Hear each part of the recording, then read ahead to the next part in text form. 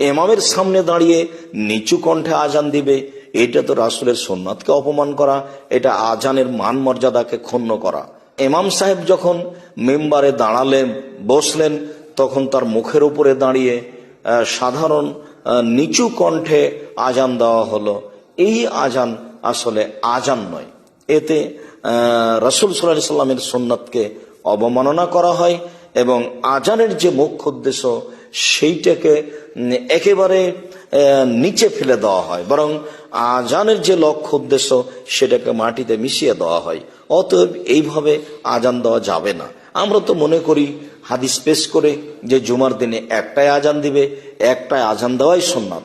যদি মানুষ কোনো কারণবশত উসমান রাদিয়াল্লাহু তাআলা আনহুর ইজতিহাদকে গ্রহণ করেন, দিয়ে দুই আজান দেওয়া প্রয়োজন মনে করেন, তাহলে অবশ্যই এমন এক স্থান থেকে আজান দিবেন যে আজান দূরের মানুষ শুনতে পাবে, আর এমন কণ্ঠে আজান দিতে হবে যে কণ্ঠ দূর থেকে দূরে চলে যাবে।